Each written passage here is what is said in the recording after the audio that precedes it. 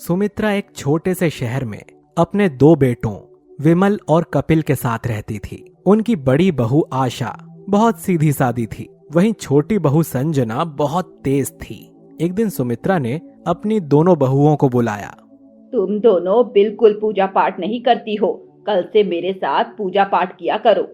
माँ जी, मुझे तो घर के काम से फुर्सत ही नहीं मिलती। माँ जी, पूजा करने से क्या होगा? भगवान तो सब कुछ आपको देते हैं, हमें इस घर में मिलता ही क्या है?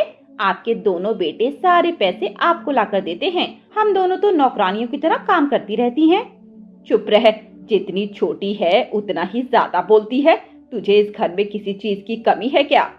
माँ जी, आज तक एक भी गहना बनवा कर दिया है आपने? समय आने पर वह भी बन जाएगा। मैंने तुम्हें पूजा करने के लिए कहा था और तुम अपना रोना लेकर बैठ गई। जाओ अपना काम करो। अगले दिन आशा अपनी सास के साथ पूजा करने लगी, लेकिन संजना ठीक उसका उल्टा, ना घर का काम करती ना पूजा करती। एक दिन सुमित्रा अपने दोनों बेटों को बुलाती है।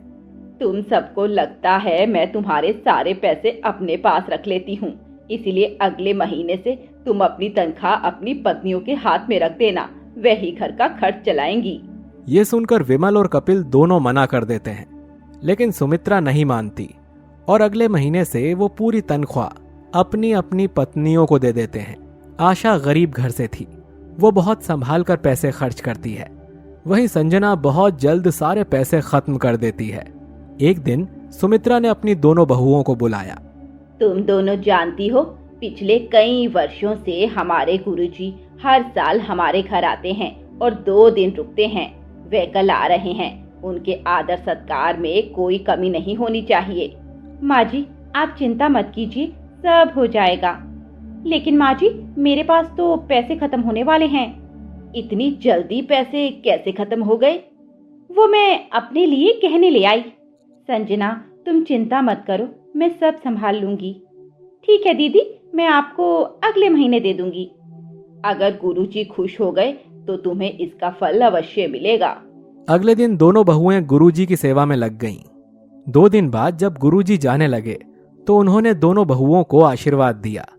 तुम दोनों सदा सुखी रहो, तुमने हमारी बहुत सेवा की है, तुम्हारी मन की एक इच्छा हम अवश्य पूरी करेंगे। ये सुनकर सुमित्रा और दोनों बहुएं बहुत खुश हुईं। तभी गुरुजी ने अपने झोले से 2 तुलसी के पौधे निकालकर दोनों बहुओं को दे दिए। इसकी मन से पूजा करना, जितनी तुलसी मैया की सेवा करोगी उतनी ही तुम्हें सुख की प्राप्ति होगी।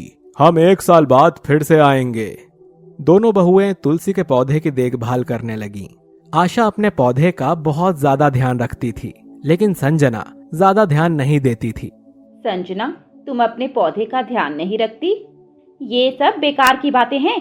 मैंने गुरुजी की सेवा इसीलिए की थी कि जाते समय वह कोई कीमती चीज देकर जाएंगे, पर वह तो एक पौधा पकड़ाकर चले गए। तुम ही बेवकूफ बनो इन साधुओं के चक्कर में आकर। कुछ दिन बाद संजना और कपिल घर वालों से लड़कर अलग रहने लगते हैं।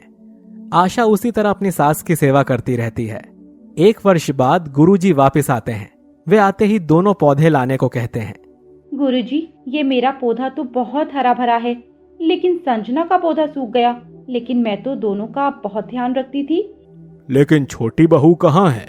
वह तो लड़ झगड़ कर कुछ ही दिनों बाद अपने पति के साथ अलग रहने लगी। जाओ, उसे खबर करो कि हम आए हैं। कुछ देर बाद संजना आकर गुरुजी के चरणों में बैठकर रोने लगती है। गुरुजी, मैंने तुलसी मैया का अपमान किया, उन्हें छोड़कर चली गई। वहाँ जाते ही मेरी पति की नौकरी छूट गई, हमारा सब कुछ बिक गया। मैं लालच में आपको भी बुरा भला बोलकर इस पौधे को यही छोड़ गई। बेटा, जैसी तेरी नीयत थी वैसा ही तुझे मिला। तेरी जेठानी तुझसे गरीब घर से थी, फिर भी आज इसके पास किसी चीज की कमी नहीं है। गुरुजी उसे एक और तुलसी का पौधा देते हैं। सच्चे मन से इसकी सेवा कर, तेरे भी दिन बदल जाएंगे। कुछ ही दिनों बाद संजना की पूजा और देखभाल से वो पौधा हरा भरा हो जाता है और संजना व कपिल भी अपने पूरे परिवार के साथ मजे से रहने लगते हैं। मित्रों, आपको ये कहानी कैसी लगी हमें कमेंट बॉक्स में बताएं। साथ ही ऐसी नई नई कहानियों के लिए हमारे चैनल कथा अमृत को सब्सक्राइब करें।